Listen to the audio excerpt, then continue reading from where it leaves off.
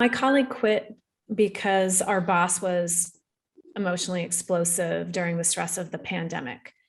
I am pondering if I should stay in my role or if I should also quit. It's challenging to know what the next year will hold here.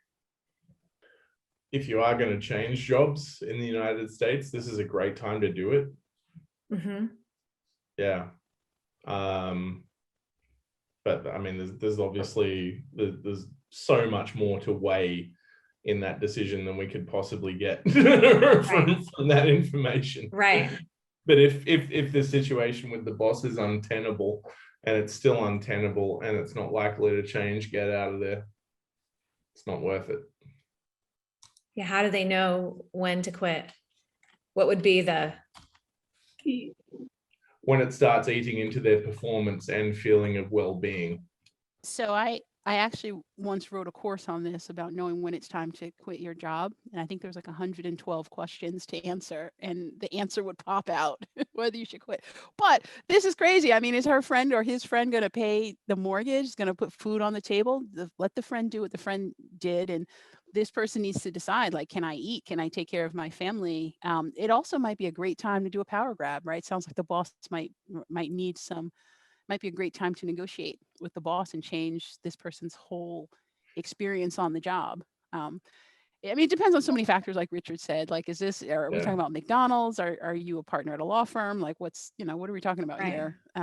Or go to your boss's boss, tell them that your boss has lost it, and get the boss's job. I'd say get a copy of The Art of War and see what you can turn this thing into. It could be a great opportunity. I always find The Art of War so funny because it's like China's like the one country that has never won anything against anyone. You know, like literally their only military conquest ever was Tibet. I mean, it's like, yeah, let's listen to these guys about how to get our asses kicked all over the place. Yeah. That's really funny. But yeah, don't be hasty, right? Because your friend who jumped ship might have, a trust fund or something. You may not. Yeah. Yeah, there's always that bandwagon moment where if you don't hop on that bandwagon, it's it can hold it as betrayal. That's how people relate it. How could you possibly stay? This happened to me. And but there's a lot of other things going on, I would imagine. Now this person could negotiate really hard. I mean, if they don't care about not having the job, negotiate hard, see what you can get for it. And if it doesn't work out, then leave, right? Yep. Yeah.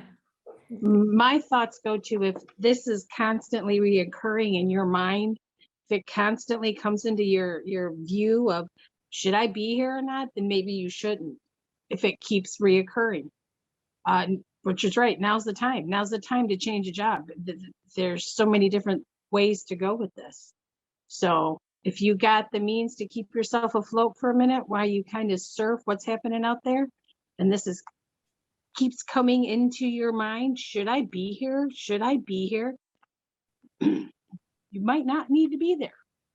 I think this is so modern, like the generation of like, well, if you're not happy, then leave, right? I think our parents' generation would be like, forget all that. Like, you got bills to pay, Right, you're lucky to have a job. Our generation is kind of like, is it fueling your passion? Is it filling your soul? Right, all this kind of stuff that these luxuries of the modern generation. Absolutely. That luxuries of the modern generation. Yeah. I have been contemplating that a lot lately. But I think there's a lot of job openings right now as well. I mean, depending on where this person is in the economy. That's what I was saying. Like, if you're going to jump ship, now's the time. Yeah. I mean, there's basically never been a better time. And the length of time that people are staying in jobs is so much shorter because we're optimizing and learning and passing it on, and optimizing and learning and passing it on. So but I would say, before making any decision of any kind, speak to 3 recruiters.